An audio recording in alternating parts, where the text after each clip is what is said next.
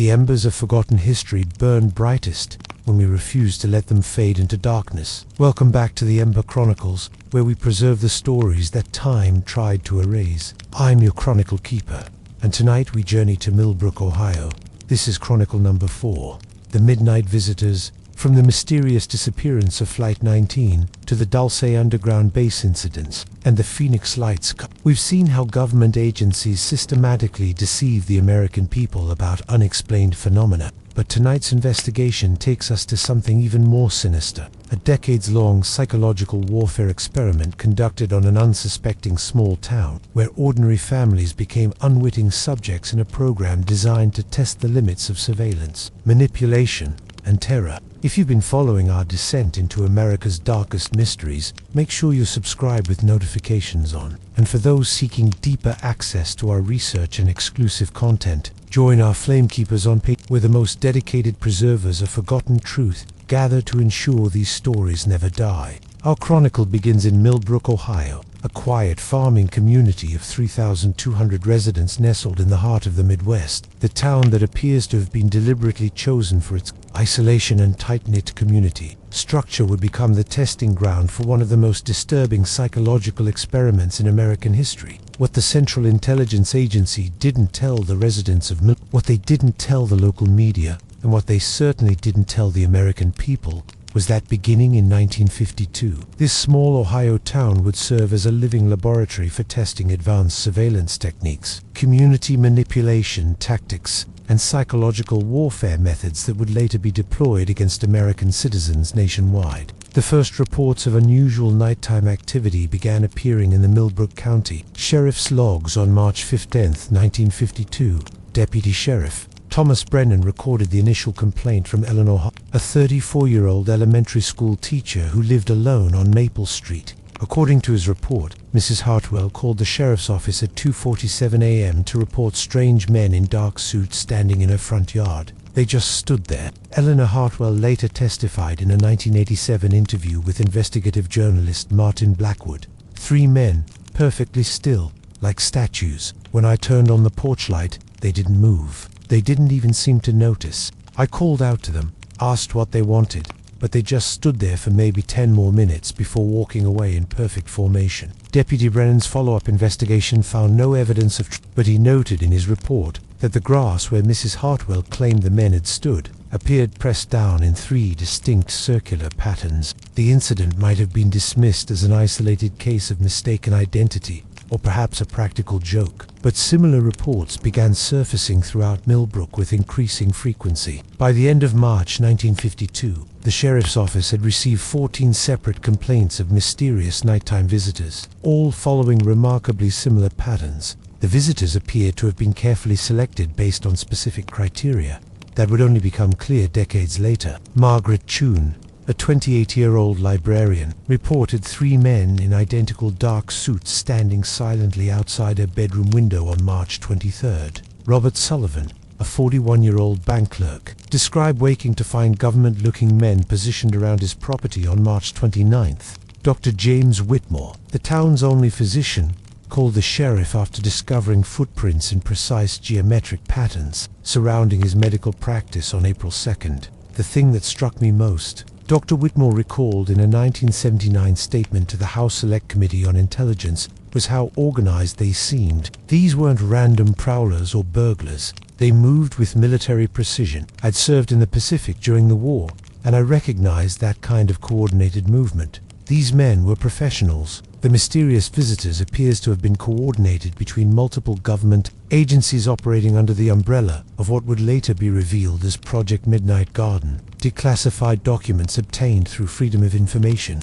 Act requests in 1995 revealed that the operation involved personnel from the Central Intelligence Agency, the Army's Psychological Warfare Division, and researchers from Ohio State University's Department of Psychology. These meetings included representatives from the CIA's Technical Services Division, officials from the Army Intelligence and Security Command, and academic researchers who had previously worked on the agency's MACULTRA program. Internal CIA memoranda, obtained through Freedom of Information Act requests, revealed that Millbrook was selected as a test site because it met specific criteria: geographic isolation, stable population, limited media presence, and what agency documents described as high community trust levels and social cohesion. The operation's stated objectives, according to a September 1951 planning document, were to assess the effectiveness of sustained psychological pressure on targeted individuals within a controlled community environment, and to develop techniques for community-wide surveillance and behavioral modification.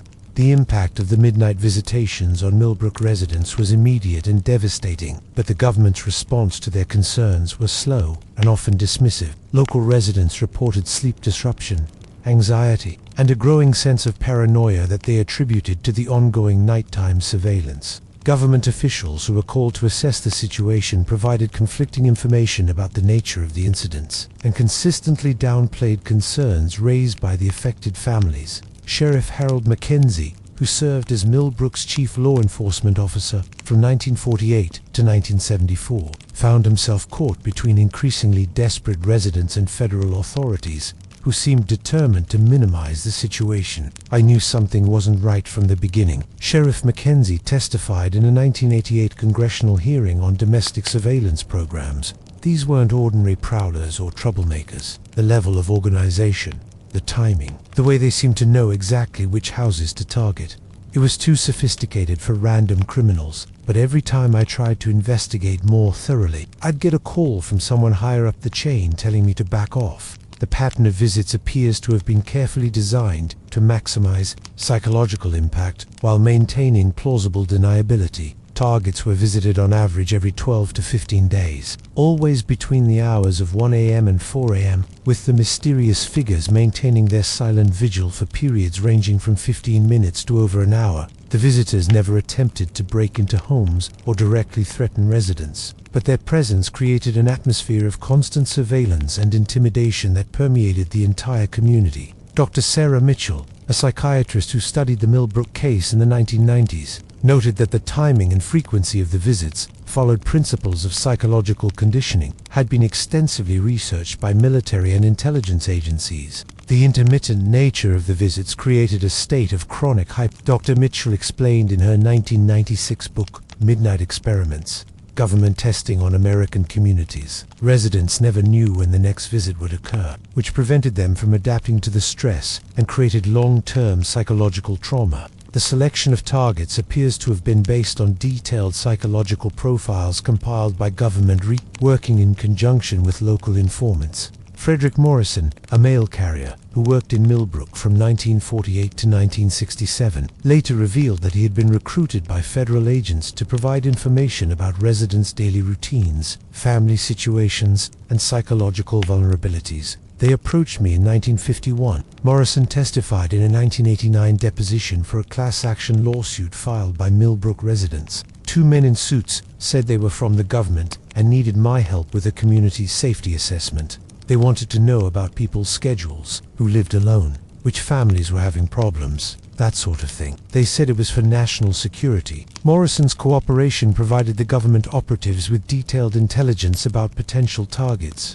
including information about which residents would be most psychologically vulnerable to sustained surveillance. The mail carrier's records, subpoenaed during the 1989 lawsuit, revealed that he had provided detailed reports on 47 Millbrook families, including information about their financial situations, health problems, and personal relationships. This intelligence appears to have been used to create a hierarchy of targets, with individuals experiencing personal stress or social isolation receiving the most frequent and intensive visits. Eleanor Hartwell, the elementary school teacher who reported the first incident, had recently gone through a difficult divorce and was living alone for the first time in her adult life. Margaret Chun, the librarian, was struggling with depression following the death of her father and had been seeking treatment from Dr. Whitmore for anxiety-related symptoms. Robert Sullivan, the bank clerk, was dealing with mounting gambling debts and had been considering relocating to escape his financial problems. The escalation of the program appears to have been triggered by the apparent success of the initial psychological conditioning phase. CIA documents declassified in 1997 indicate that by late 1952, agency researchers had concluded that the Millbrook population was sufficiently softened for the next phase of the experiment. This phase involved direct contact between operatives and selected residents, with the goal of testing advanced interrogation and manipulation techniques in a real-world setting. The first documented case of direct contact occurred on November 18, 1952, when Eleanor Hartwell reported that one of the mysterious visitors had approached her front door and engaged her in conversation. He was very polite, very professional, Mrs. Hartwell recalled in her 1987 interview. He introduced himself as Agent Johnson from the Federal Bureau of Investigation and said he was investigating reports of unusual activity in the neighborhood. He asked if I'd noticed anything strange, if I'd seen anyone who didn't belong in the area. The whole time he was talking, I could see two other men standing by the streetlight, just watching. Agent Johnson's questions, according to Mrs. Hartwell's detailed account, focused on her daily routines, her relationships with neighbors, and her observations about other residents' behavior. The conversation lasted approximately 20 minutes, during which the agent took extensive notes and asked Mrs. Hartwell to contact him if she noticed anything unusual in the future. He gave me a card with just a phone number on it, Mrs. Hartwell remembered. No name, no agency logo, just a local number. He said I should call if I saw anything that concerned me about my neighbors or anyone else in town. The business card, which Mrs. Hartwell preserved for decades, was later analyzed by forensic experts who determined that it had been produced using government-issued equipment and bore microscopic markings consistent with CIA documentation from the 1950s. Similar contacts began occurring with other targeted residents throughout the winter of 1952-1953. Dr. Whitmore reported being visited by agents who claimed to be conducting a health and safety assessment of the community. Robert Sullivan was approached by men who identified themselves as federal auditors investigating irregularities in local banking practices. Margaret Chun was contacted by agents who said they were researching communist infiltration of educational institutions. Each contact appears to have been carefully tailored to exploit the specific vulnerabilities and concerns of the targeted individuals. The agents' questions were designed to gather intelligence about the residents' psychological state, social connections, and potential for manipulation or recruitment. Dr. Witt, whose medical practice gave him access to confidential information about the community's health, was pressed for details about residents' mental health treatment, prescription drug use, and personal problems. They wanted to know which of my patients were dealing with depression, anxiety, or other psychological issues. Dr. Whitmore testified in 19 who might be taking medication for mental health problems or who had expressed dissatisfaction with the government.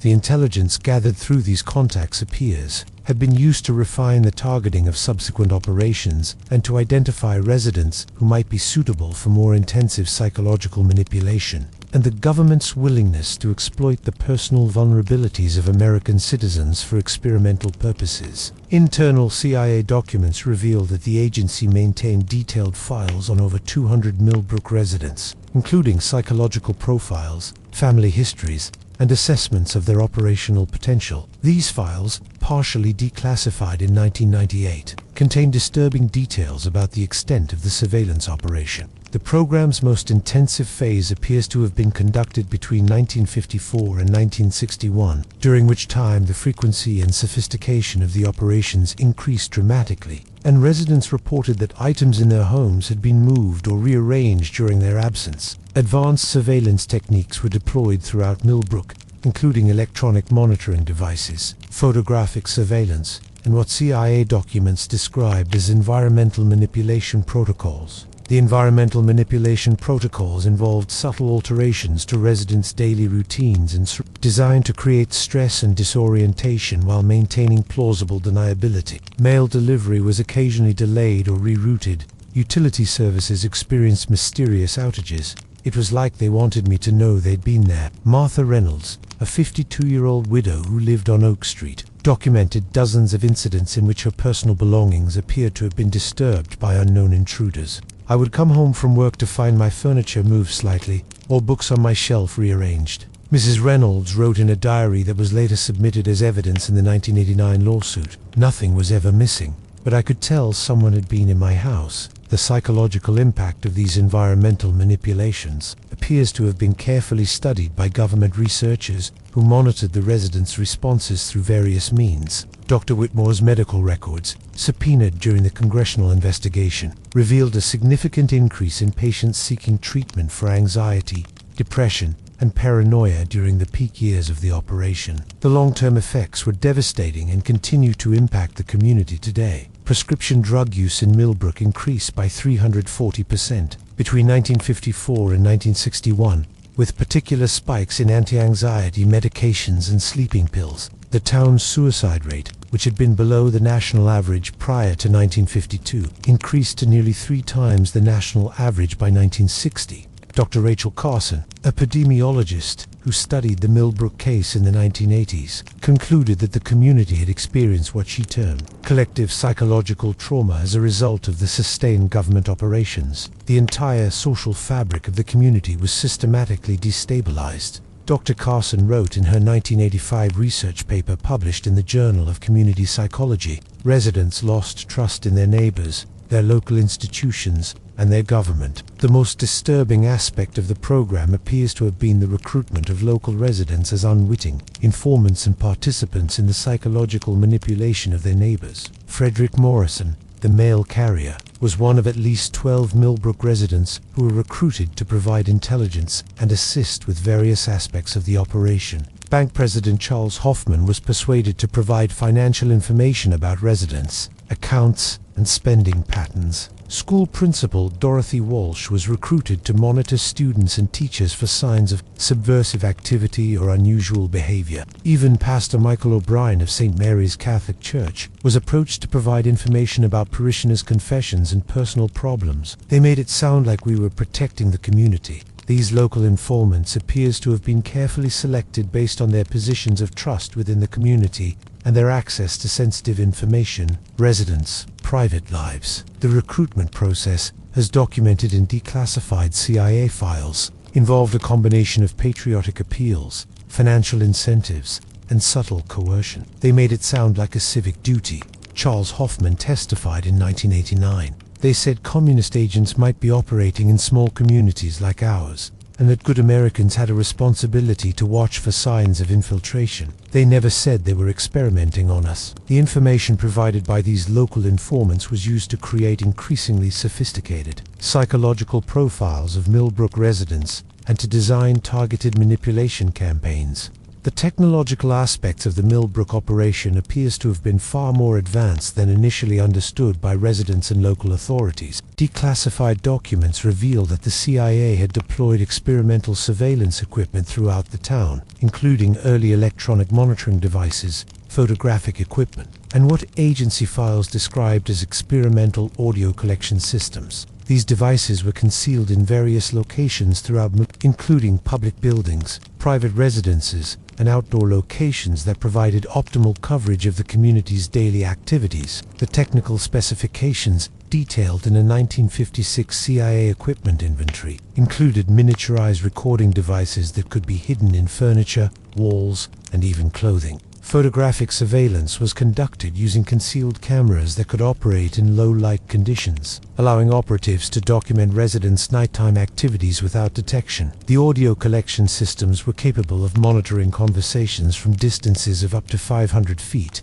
enabling the agency to eavesdrop on private discussions between residents. The data collected through these surveillance systems appears to have been analyzed by teams of psychologists and social scientists who were studying the effectiveness of various psychological manipulation techniques. Dr. Martin Kellerman, a former CIA psychologist who worked on the Millbrook project, later testified that the agency had compiled over 10,000 hours of audio recordings and thousands of photographs documenting the daily lives of Millbrook residents. "We were studying everything," Dr. Kellerman revealed in a 1992 interview with the Washington Post, how people responded to stress, how social networks functioned under pressure, how communities could be manipulated through targeted psychological operations. The residents of Millbrook were essentially laboratory subjects in a massive behavioral experiment. The scope of the surveillance operation appears to have extended beyond simple observation to include active manipulation of the community as information environment. Local newspaper editor William Patson later revealed that he had been approached by federal agents who encouraged him to publish certain types of stories and to suppress others. They wanted me to run stories about communist threats, about the need for vigilance against subversive elements. Patterson testified in 1988. They provided me with articles that looked like legitimate news stories, but I later realized they were propaganda designed to increase anxiety and paranoia in the community. The Millbrook Gazette, the town's weekly newspaper, published dozens of articles between 1952 and 1965 that appear to have been planted by government operatives. These articles focused on themes of external threats, the need for community vigilance, and the importance of reporting suspicious activity to authorities. The psychological impact of this information manipulation appears to have been carefully measured and studied by government researchers who were documenting the effectiveness of propaganda techniques on small communities. Resident surveys conducted by the agency, disguised as academic research projects, tracked changes in attitudes, beliefs, and behaviors throughout the duration of the operation. The results of these surveys, partially declassified in 1994, revealed that the majority of Millbrook residents had developed heightened suspicion of outsiders, increased anxiety about national security threats, and greater willingness to report on their neighbors' activities. Dr. Kellerman later described the Millbrook operation as a successful proof of concept for community-wide psychological manipulation. We demonstrated that an isolated community could be systematically conditioned to accept surveillance, to distrust outsiders, and to police itself, he explained. The techniques we developed in Millbrook were later applied to larger populations during the Cold War era. The program appears to have reached its most intensive phase during the late 1950s, when CIA operatives began conducting what internal documents described as controlled stress testing on selected residents. These operations involved subjecting individuals to increasingly sophisticated psychological manipulation, designed to study the breaking points of human resistance and the effectiveness of various interrogation techniques. Eleanor Hartwell, who had been one of the program's primary targets from the beginning, experienced an escalation in the frequency and intensity of visits during this period. By 1958, they were coming to my house 2 or 3 times a week, Mrs. Hartwell recalled in her 1987 interview. Sometimes they would just stand outside for hours, watching. Other times they would approach the door and ask me questions about my neighbors, my work, my personal life. They seemed to know everything about me, my schedule, my habits, even private things I'd never told anyone. The psychological pressure appears to have been carefully calibrated to maintain Mrs. Hartwell's cooperation while pushing her to the edge of her mental stability. CIA documents revealed that operatives were monitoring her psychological state through various means, including surveillance of her interactions with Dr. Whitmore and analysis of her behavior patterns. Because of her social isolation, her desire to please authority figures, and her lack of strong family or social support networks, internal memos describe Mrs. Hartwell as an ideal subject for testing advanced interrogation techniques. The manipulation techniques used on Mrs. Hartwell and other targeted residents appear to have been based on research conducted as part of the CIA's broader Macabre program. These techniques included sleep deprivation through nighttime visits, social isolation through community manipulation, and psychological conditioning through repeated exposure to stressful situations. Dr. Whitmore's medical records document a significant deterioration in Mrs. Hartwell's mental health during this period, including symptoms of chronic anxiety, depression, and paranoid ideation. Similar patterns appear to have been observed in other heavily targeted residents, suggesting that the psychological manipulation was having its intended effect. Margaret Chun, the librarian, was hospitalized for a nervous breakdown in 1959. After months of intensive surveillance and psychological pressure, Robert Sullivan, the bank clerk, attempted suicide in 1960 and was subsequently transferred to a state mental health facility. Dr. Morrison wrote in his 1986 report for the American Psychological Association.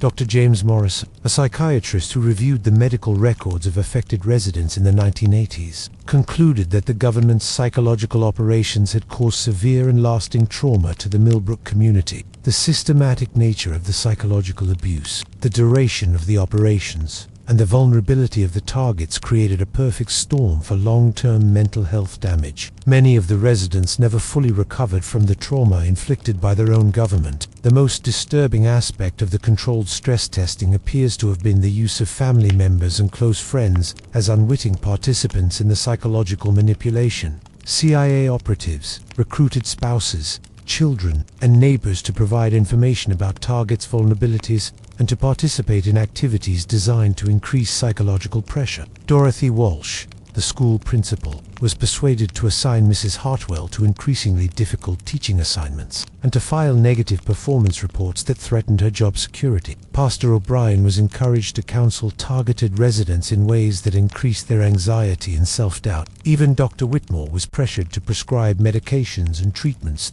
that would make his patients more susceptible to psychological manipulation. These recruitment efforts appears to have been facilitated by the climate of fear and suspicion that the CIA had deliberately created within the community. Residents were encouraged to report on each other's activities, to question each other's loyalty, and to cooperate with federal authorities in the name of national security. The social fabric of Millbrook was systematically destroyed as neighbors turned against neighbors, and trust was replaced by suspicion and paranoia.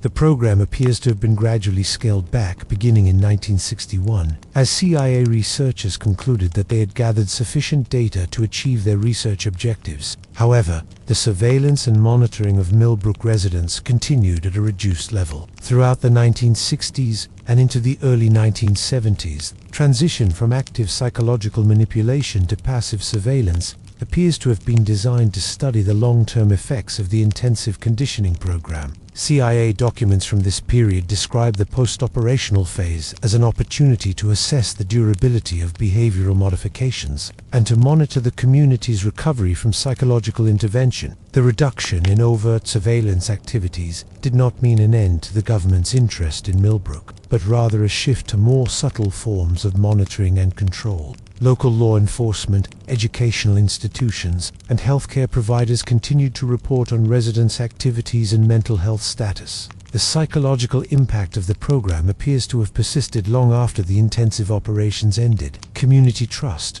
which had been systematically undermined during the peak years of the operation, never fully recovered. Millbrook residents continued to report higher than average rates of anxiety, depression, and paranoid ideation throughout the 1960s and 1970s. The town's population began to decline as families moved away in search of what they hoped would be a more normal community environment. Local businesses struggled as the climate of suspicion and fear made it difficult to maintain the social connections that had previously supported the town's economy.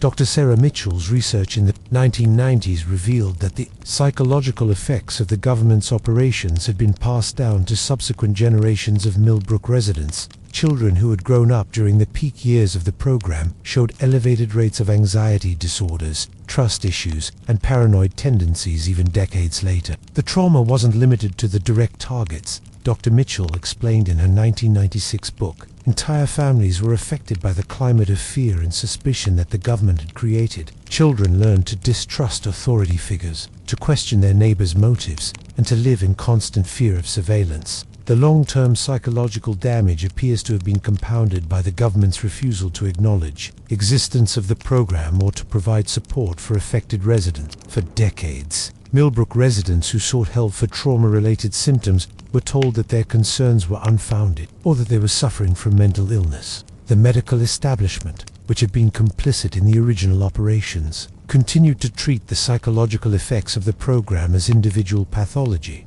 rather than as the result of systematic government abuse. It wasn't until the 1970s, when congressional investigations began exposing the extent of illegal CIA domestic operations, that Millbrook residents began to understand the true nature of what had been done to their community. The church committee hearings in 1975 revealed the existence of Macabre and related programs, but the specific details of the Millbrook operation remained classified for another 2 decades. Eleanor Hartwell, who had been one of the program's primary targets, spent years fighting for access to government records about the operations that had destroyed her mental health and her life. "I needed to know that I wasn't crazy," Mrs. Hartwell explained in her 1987 interview. "For 25 years, I'd been told that my fears were irrational, that the surveillance was all in my head. I needed proof that it had really happened." The breakthrough in understanding the full scope of the Millbrook operation came in 1989, when a former CIA operative named David Patterson came forward with detailed information about the program.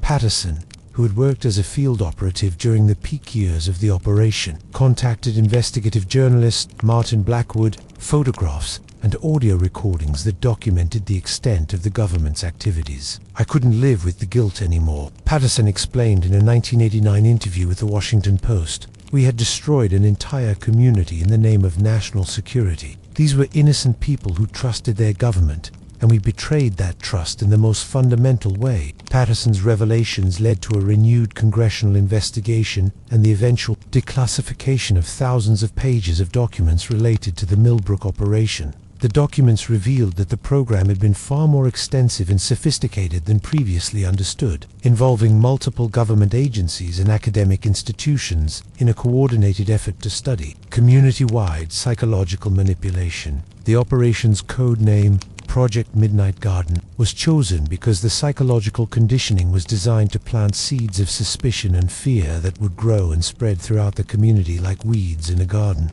The program's research objectives, as detailed in a 1951 planning document, included developing techniques for mass psychological conditioning, community surveillance and control, and behavioral modification through environmental manipulation. The success of the Millbrook operation appears to have led to the expansion of similar programs to other communities throughout the United States. Declassified documents reference operations in at least 12 other small towns across the Midwest and Southwest, all involving similar techniques of surveillance, psychological manipulation, and community disruption. The techniques developed in Millbrook were also incorporated into broader CIA programs designed to influence foreign governments and populations. Dr. Kellerman, the former CIA psychologist, later testified that the Millbrook research had contributed to the development of psychological warfare techniques used during the Vietnam War and other Cold War conflicts. The lessons we learned about community manipulation and psychological conditioning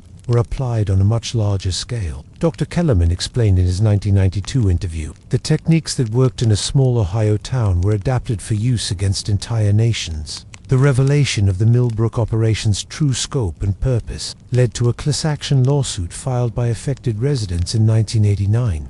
The lawsuit, which sought damages for the psychological trauma inflicted by the government's operations, was initially dismissed on national security grounds. However, continued pressure from congressional investigators and civil rights advocates eventually led to a settlement in 1995. The settlement, which provided financial compensation to affected residents and their families, also included a formal apology from the Central Intelligence Agency and a commitment to declassify all remaining documents related to the operation. Eleanor Hartwell, who had been one of the lead plaintiffs in the lawsuit, used her settlement money to establish a foundation dedicated to supporting victims of government psychological experiments. "Nothing can undo the damage that was done to our community," Mrs. Hartwell said during the settlement announcement. "But we can make sure that people know what happened here, and we can work to prevent it from happening again." The Millbrook case became a catalyst for broader reforms in government, oversight of domestic surveillance and psychological operations. New regulations were implemented requiring congressional approval for any domestic psychological experiments, and enhanced protections were established for whistleblowers who expose illegal government activities. The modern legacy of the Millbrook operation continues to impact the community and serves as a powerful reminder of the dangers of unchecked government power. The town's population, which had peaked at over 3,200 residents in 1950, declined to fewer than 1,800 by 1990 and has never fully recovered. Many of the families that left Millbrook during the peak years of the operation never returned, and the community's social and economic fabric remains damaged to this day. The psychological trauma inflicted by the government's operations appears to have created lasting changes in the community's culture and social dynamics. Current residents report higher than average levels of distrust in government institutions, skepticism toward outsiders, and reluctance to participate in community activities.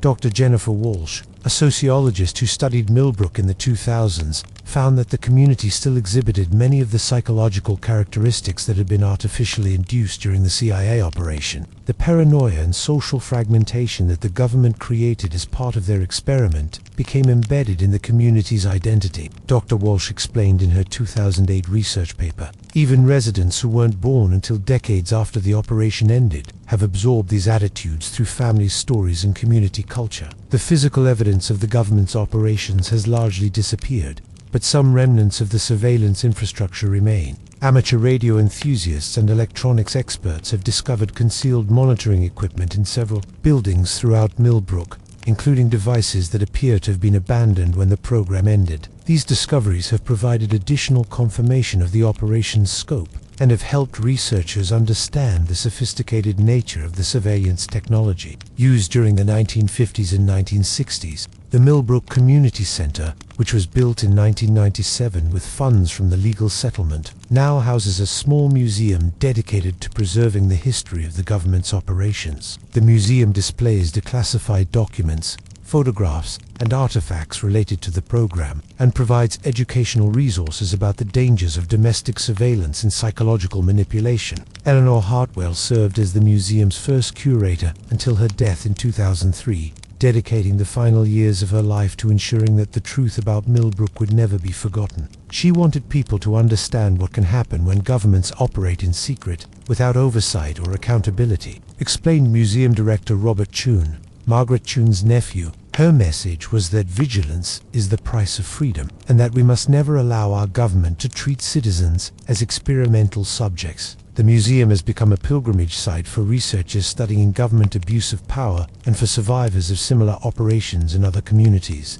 Visitors from around the world come to learn about the Millbrook case and to pay their respects to the residents who suffered through decades of psychological manipulation and surveillance. The annual Millbrook Remembrance Day, held each March 15th to commemorate the first report of mysterious visitors, brings together survivors and activists to honor the victims of the government's operations and to advocate for continued vigilance against similar abuses. The event features speeches by government accountability advocates, presentations by researchers studying the long-term effects of psychological manipulation, and testimonials from survivors of the operation. We gather each year, not to dwell on the past, but to ensure that the lessons of Millbrook are never forgotten, explained current Mayor Patricia Sullivan, Robert Sullivan's daughter. Our community paid a terrible price to teach America about the dangers of unchecked government power. We have a responsibility to make sure that sacrifice was not in vain. The Millbrook case has also contributed to broader academic understanding of community psychology, trauma recovery,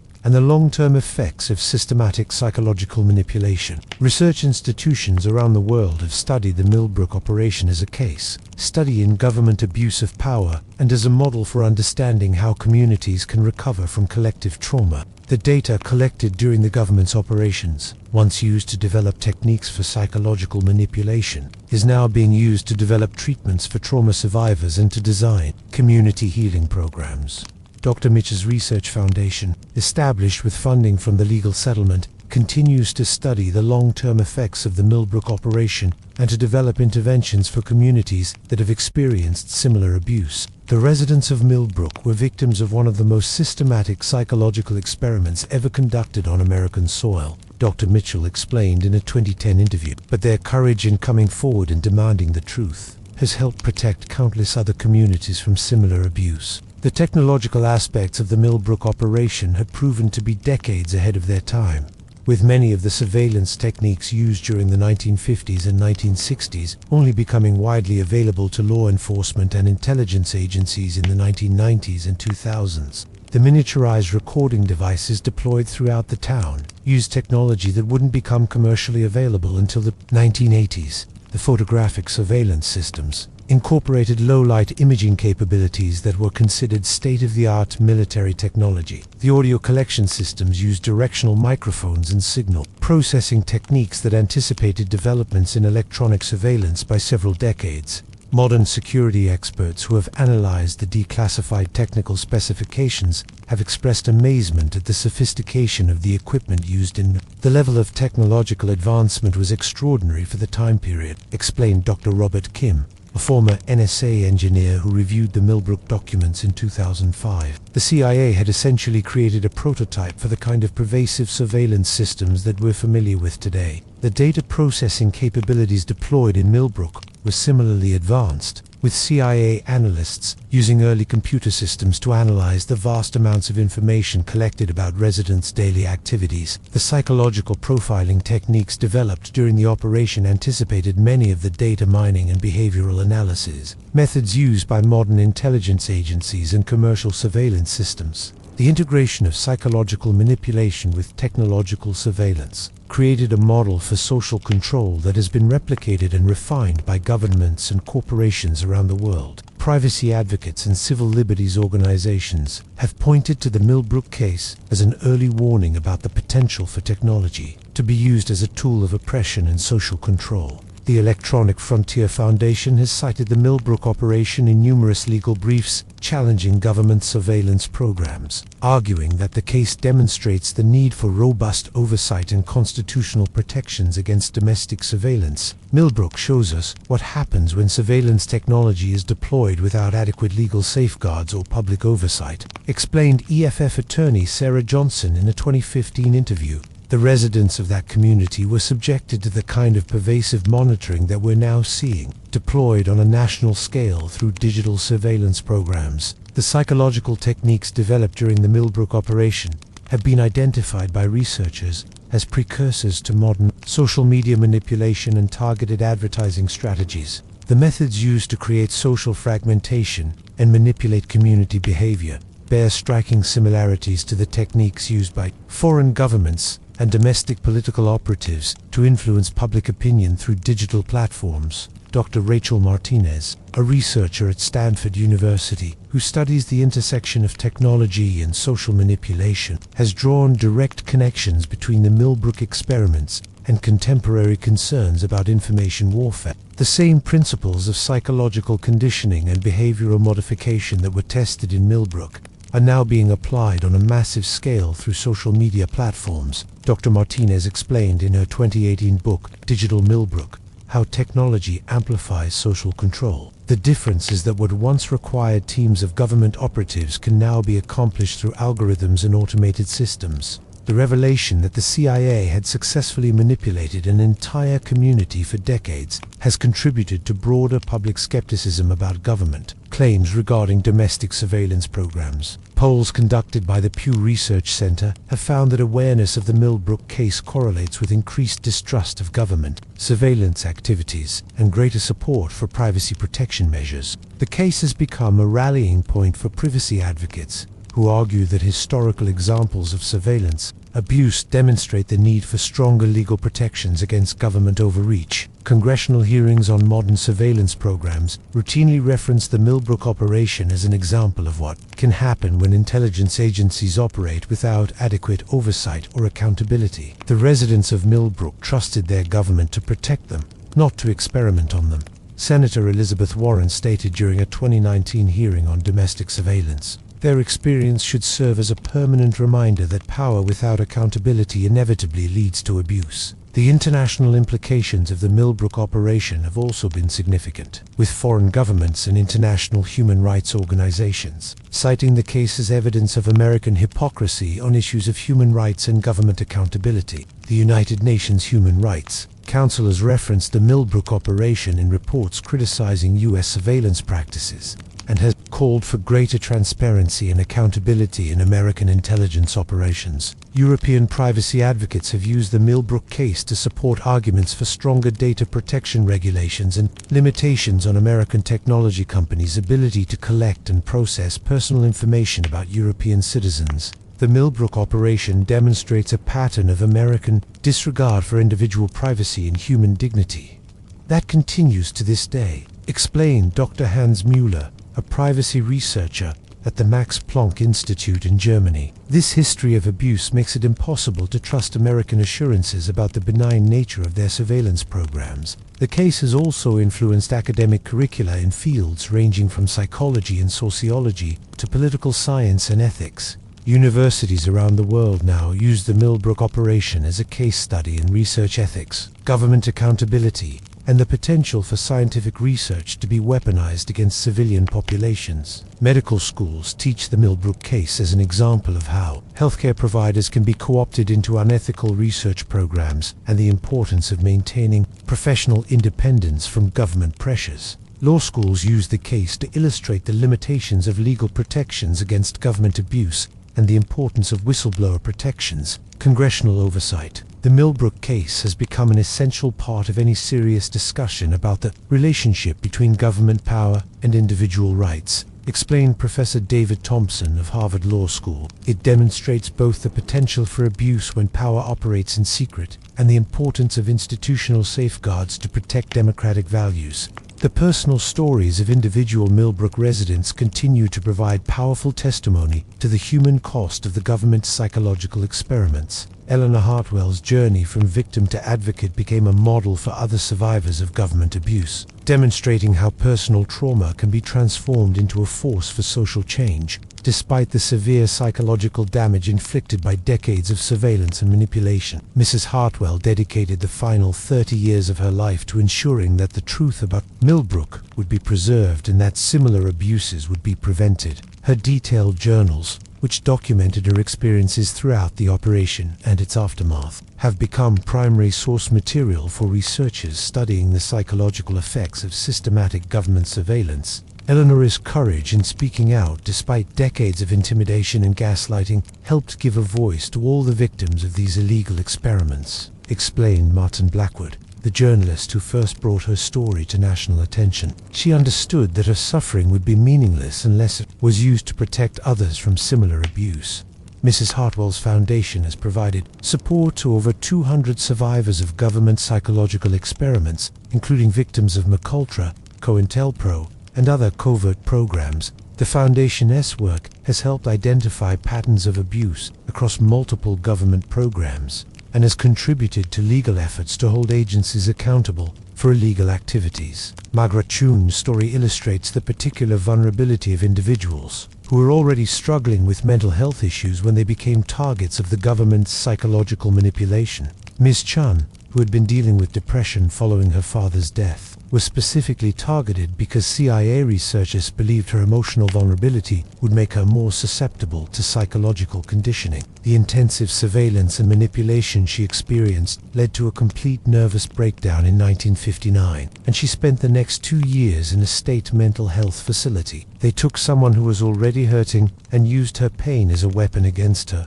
explained her nephew Robert Chuhn, who now serves as director of the Millbrook Community Center Museum. She never fully recovered from what they did to her, but she found purpose in helping other people understand what had happened to our community. Ms. Chun's medical records, which were subpoenaed during the 1989 lawsuit, provided crucial evidence about the systematic nature of the psychological abuse and the government's deliberate targeting of vulnerable individuals. Her case helped establish legal precedents for holding government agencies accountable for psychological harm inflicted during covert operations. Dr. James Whitmore's experience demonstrates how the government's operations corrupted the ethical foundations of the medical profession and turned healthcare providers into unwitting accomplices in psychological abuse. As Millbrook's only physician, Dr. Whitmore was in a unique position to observe the psychological effects of the government's operations on the entire community. Initially, he interpreted the rising rates of anxiety,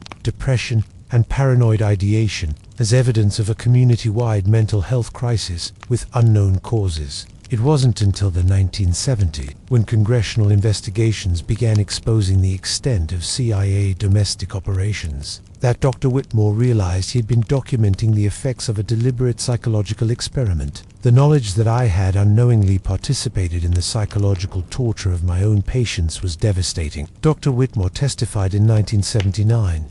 I had taken an oath to do no harm, but I had been manipulated into helping the government harm the very people I was supposed to protect. Dr. Whitmore's decision to preserve detailed medical records throughout the operation, despite pressure from government operatives to destroy certain files, provided crucial evidence for researchers studying the long-term effects of psychological manipulation. His records documented not only the immediate psychological impact of the operations, but also the generational effects on children who grew up during the peak years of the program. The case of Robert Sullivan illustrates the devastating impact of the government's operations on individuals who were already facing personal challenges. Mr. Sullivan, who had been struggling with gambling debts and was considering leaving Millbrook to escape his financial problems, became a target specifically because of his vulnerable psychological state. The government's psychological manipulation, combined with his existing stress, led to a complete psychological breakdown and a suicide attempt in 1960.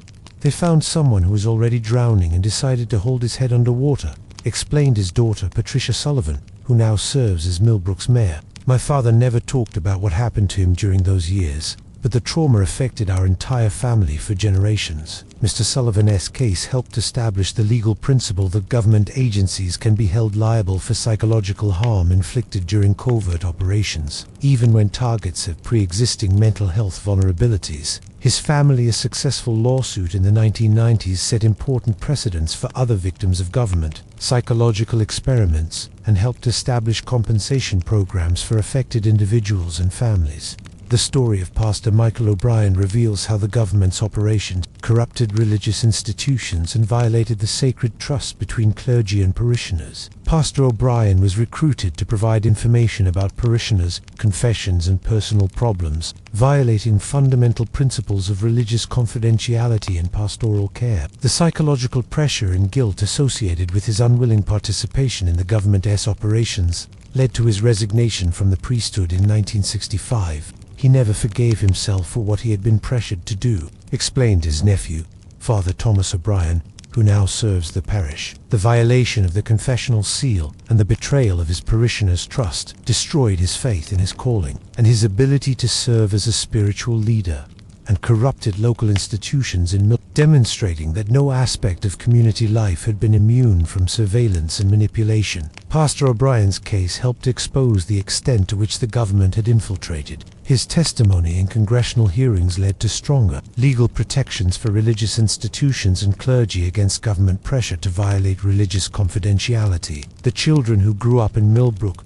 during the peak years of the government's operations have provided unique insights into the generational effects of systematic psychological manipulation. Many of these individuals, now in their 60s and 70s, have reported that their childhood experiences in Millbrook shaped their entire approach to relationships, authority, and trust in fundamental ways. Susan Mackenzie, daughter of Sheriff Harold Mackenzie, was 8 years old when the mysterious visitors first appeared in Millbrook. Her childhood memories of the period include a constant atmosphere of tension and fear, with adults speaking in hushed tones about unexplained events and warning children to be cautious around strangers. I learned very early that the world was a dangerous place where you couldn't trust anyone, including your own government, Susan explained in a 2010 interview. That lesson has shaped every relationship I've had and every decision I've made throughout my life. Susan's experience was typical of many Millbrook children who absorbed their parents' anxiety and paranoia without understanding the source of the fear. Child psychology experts who have studied the Millbrook case have identified specific patterns of psychological development that appear to be linked to growing up in an environment of systematic surveillance and manipulation. These patterns include heightened anxiety about authority figures, difficulty forming trusting relationships, and persistent feelings of being watched or monitored. Dr. Lisa Chun, a child psychologist at Johns Hopkins University who specializes in childhood trauma, has conducted extensive research on the Millbrook children and their long-term psychological development. The children of Millbrook experienced what we now recognize as complex developmental trauma, Dr. Chun explained in her 2015 research paper. Their entire social environment was poisoned by fear and suspicion, which interfered with normal psychological development and created lasting patterns of anxiety and mistrust. The effects on children appear to have been particularly severe because they occurred during critical periods of psychological and social development, and suspicion had developed as an adaptive response to the threatening environment of their childhood. Children who were between the ages of 5 and 12 during the peak years of the operation showed the most significant long-term psychological effects, including elevated rates of anxiety disorders, depression, and relationship difficulties. Many of these individuals have struggled throughout their lives with what psychologists term hypervigilance, a chronic state of alertness. Tommy Brennan, son of Deputy Sheriff Thomas Brennan, was 10 years old when his father began investigating the mysterious visitors. His memories of the period include overhearing his parents worried conversations about the strange events in town and sensing that something was fundamentally wrong with their community. Those survival skills served me well in Vietnam, but they made it impossible to have normal relationships when I came home. I knew that bad things were happening, but nobody would explain what they were. Tommy recalled in a 2008 interview, I learned to watch for danger everywhere, to question everyone's motives, to never let my guard down. Tommy's experience illustrates how the psychological adaptations that children developed in response to the government Operations could be both protective and destructive. The hypervigilance and mistrust that helped children navigate the dangerous environment of Millbrook during the 1950s and 1960s became maladaptive patterns that interfered with their ability to form healthy relationships and participate fully in society. Educational records from Millbrook schools during the peak years of the operation show significant increases in behavioral problems, academic difficulties, and social conflicts among students. Teachers reported that children seemed chronically anxious and had difficulty concentrating on their studies. Playground interactions became more aggressive and suspicious, with children reporting on each other's activities and expressing fears about outsiders and authority figures. Dorothy Walsh, who served as principal during this period, later testified that the psychological climate created by the government's operations had fundamentally altered the educational environment. The children had learned from their parents to trust no one and to watch everyone.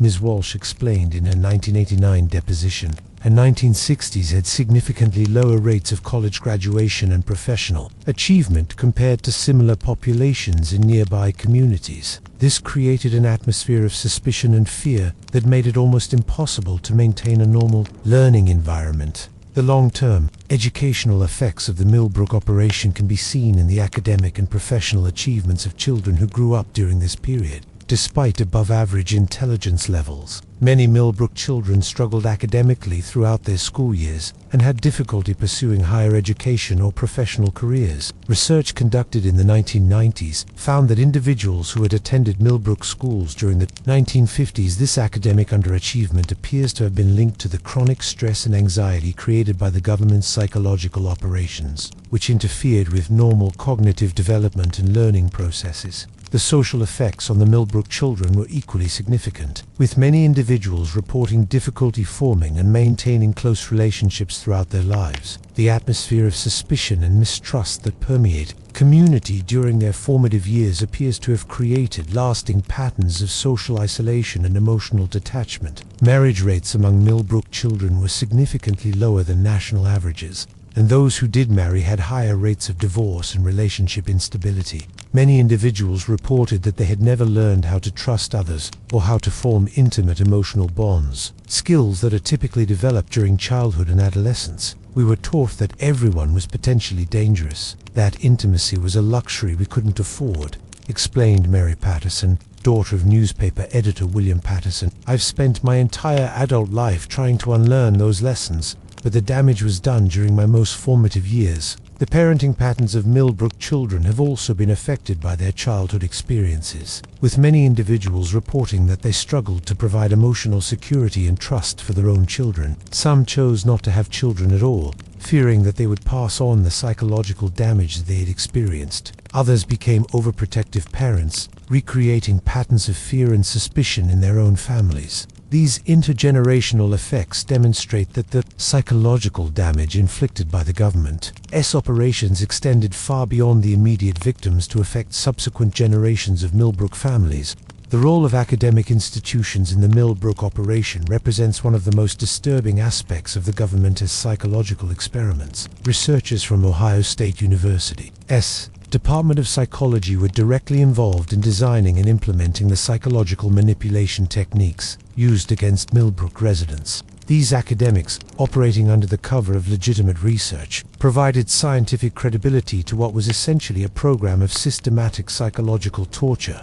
Dr. Harold Watson, who served as the chair of Ohio State's Psychology Department from 1948 to 1965, was identified in declassified documents as one of the primary architects of the Millbrook operation. Dr. Watson had previously worked on military psychological warfare programs during World War II and had been recruited by the CIA to adapt those techniques for domestic use. His academic credentials and institutional affiliation provided cover for the illegal nature of the Millbrook experiments and helped recruit other researchers to participate in the program. Dr. Watson presented the Millbrook project as a legitimate research opportunity to study community psychology and social dynamics, testified Dr. Margaret Forster, a former Ohio State graduate student who worked on the project. We were told that we were contributing to important scientific knowledge that would help improve community mental health programs. Dr. Foster's testimony given during congressional hearings in 1988, revealed that graduate students and junior faculty members had been used to collect data and implement psychological manipulation techniques without being fully informed about the true nature of the project. These researchers were told that they were studying natural community responses to stress, not that they were actively creating and manipulating that stress for experimental purposes.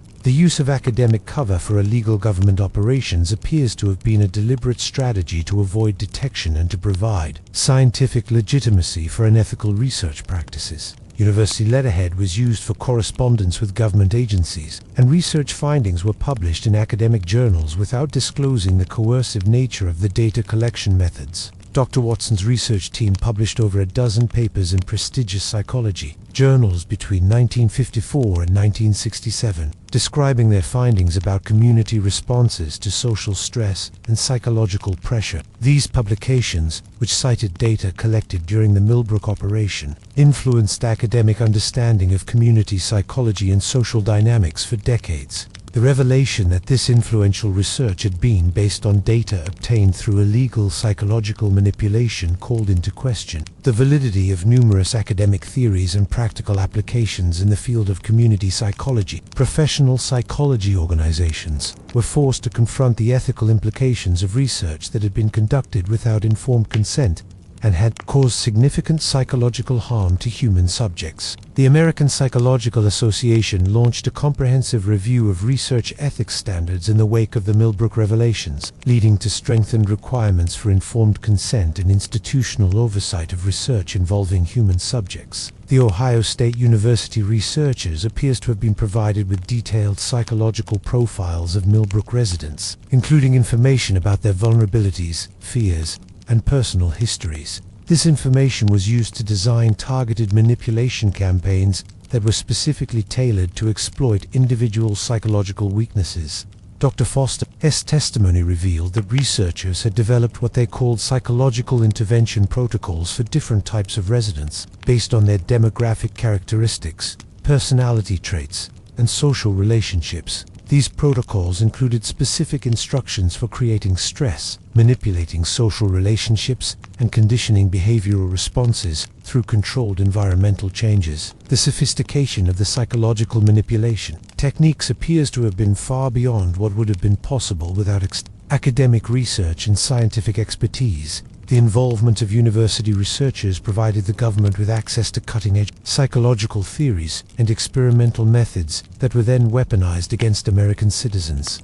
Dr. William Harris, a former CIA psychologist who worked on the Millbrook operation, later testified that the academic partnership was essential to the program's success. We needed the scientific credibility and research expertise that the university provided, Dr. Harris explained in a 1991 interview. The professors understood psychological theory in ways that our operatives didn't, and they could design experiments that would produce scientifically valid data while achieving our operational objectives. The financial relationship between the CIA and Ohio State University appears to have been carefully concealed through a complex network of front organizations and research grants, and 1967 from organizations that were later identified as CIA front groups. University accounting records, subpoenaed during the 1989 lawsuit, revealed that the psychology department had received over $2 million in funding between 1951. This funding supported not only the Millbrook operation but also related research projects that developed and tested psychological manipulation techniques in laboratory settings. The money was used to pay salaries for researchers, purchase equipment, and fund graduate student stipends for students who worked on the project. The ethical implications of this academic-government partnership continue to reverberate through the research community today. Universities have implemented stricter oversight procedures for research involving government funding, particularly for projects that involve human subjects or that have potential national security applications. The Millbrook case has become a standard example in research ethics training, illustrating how academic research can be co-opted into unethical activities and the importance of maintaining professional independence from government pressures. Professional licensing boards have also strengthened ethical guidelines for psychologists and other mental health professionals, emphasizing the obligation to refuse participation in activities that could harm individuals or communities. The case has influenced international discussions about research ethics and has been cited in United Nations documents calling for stronger protections against the misuse of scientific research. The Millbrook operation demonstrates how scientific expertise can be perverted to serve the interests of power rather than the advancement of human knowledge, explained Dr. Elizabeth Morrison, who chairs the American Psychological Association's Ethics Committee. It serves as a permanent reminder that researchers have a responsibility to consider the broader implications of their work and to refuse participation in activities that violate fundamental ethical principles. The technological legacy of the Millbrook operation extends far beyond the specific surveillance equipment used during the 1950s and 1960s. The integration of psychological manipulation with technological surveillance created a template for social control that has been refined and expanded over the subsequent decades. Many of the data collection and analysis techniques pioneered in Millbrook have become standard practices in commercial marketing, political campaigns, and modern intelligence operations. The psychological profiling methods developed by CIA researchers during the operation anticipated many of the techniques now used by social media companies to analyze user behavior and predict consumer preferences. The environmental manipulation protocols tested in Millbrook provided a foundation for understanding how subtle changes in information environments can influence individual and group behavior. Modern technology has amplified these capabilities exponentially, allowing for the kind of pervasive manipulation that once required teams of government operatives to be accomplished through automated systems and algorithms. Dr. Shosh, author of The Age of Surveillance Capitalism, has identified direct connections between the Millbrook experiments and contemporary digital surveillance practices. The behavioral modification techniques tested in Millbrook have been scaled up and automated through digital platforms. Dr. Zuboff explained in a 2019 lecture at Harvard University, what once required a massive government operation targeting a single community can now be deployed against millions of people through social media manipulation and targeted advertising. The Millbrook operation's focus on community fragmentation and social isolation has proven to be particularly relevant to understanding contemporary social and political divisions. The techniques used to turn neighbors against each other and to create an atmosphere of suspicion and mistrust have been identified as precursors to modern information warfare strategies. Foreign governments and domestic political operatives have used similar psychological manipulation techniques to exploit social divisions and undermine democratic institutions. The success of these modern manipulation campaigns can be traced directly to principles that were first tested and refined in communities like privacy advocates have argued that the pervasive digital surveillance now conducted by government agencies and technology companies represents a continuation and expansion of the Millbrook model. The constant monitoring of online activities, the collection of personal data, and the manipulation of information environments all follow patterns that were established during the CIA's community experiments. We're all living in Millbrook now, explained privacy researcher Dr. Jennifer King of Stanford University. The same psychological principles that were tested on that small Ohio community are now being applied to the entire population. Digital surveillance and manipulation, the normalization of surveillance that was achieved through years of conditioning and manipulation, has been replicated on a national scale through the gradual acceptance of digital monitoring and data collection. The psychological techniques used to make Millbrook residents complicit in their own surveillance have been adapted for use in convincing people to voluntarily share personal information through social media platforms and digital services. The erosion of privacy expectations and the acceptance of constant monitoring characterized life in Millbrook during the peak years of the operation now characterizes the relationship between individuals and technology companies throughout much of the world. Research institutions have established programs specifically dedicated to studying the connections between historical government experiment like Millbrook and contemporary surveillance practices. The Center for Technology and Society at Berkeley has created an archive of documents and testimonies related to Cold War-era psychological operations, with the goal of understanding how these historical programs influence current technology policies and practices. Academic conferences regularly feature presentations comparing the psychological manipulation techniques used in Millbrook with the behavioral modification strategies employed by modern technology platforms. Legal scholars have argued that the Millbrook case provides important precedents for challenging contemporary surveillance practices and for establishing stronger privacy protections in the digital age.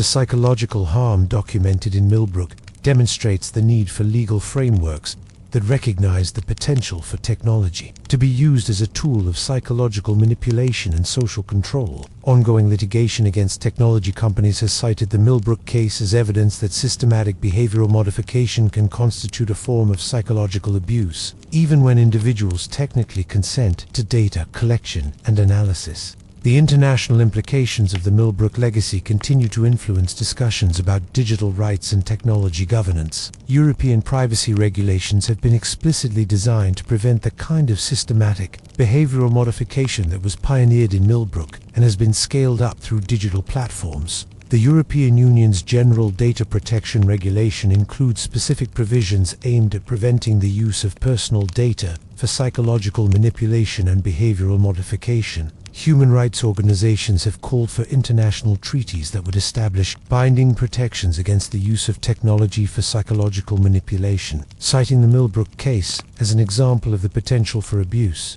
the United Nations Special Rapporteur on Privacy has referenced the Millbrook operation in reports, calling for stronger international standards for digital surveillance and data protection. The lessons of Millbrook must inform our approach to technology governance in the digital age. Explained on Special Rapporteur Dr. Joseph Kanat, we cannot allow the psychological manipulation techniques tested on that small community to be deployed against global populations through digital surveillance systems. And so another chronicle is preserved from the ashes of time, connecting the surveillance state of today with the experimental laboratories of yesterday. The midnight visitors of Millbrook remind us that the erosion of privacy and human dignity begins not with dramatic announcements or obvious tyranny, but with quiet footsteps in the darkness and the gradual normalization of the unthinkable. Thank you for joining me on this investigation, Flamekeepers. If this chronicle moved you, please light up that like button and share it with fellow seekers of truth. Your engagement ensures that stories like the Millbrook operation are not forgotten, and that the memory of Eleanor Hartwell and her fellow victims continues to burn bright in our collective consciousness. Next Tuesday, we'll uncover Chronicle number 5, The Vanishing Frequency, where we'll investigate the mysterious disappearance of radio stations across the American Southwest. During the height of the Cold War, we'll explore the government's secret communications, experiments, and examine the communities that lost their voices to classified frequency warfare programs. Until then, remember that some stories are too important to let die. The flames of truth may be obscured by classification stamps and government denials, but they can never be completely extinguished as long as we refuse to let them fade to ash. This has been the Ember Chronicles. Keep the flame alive.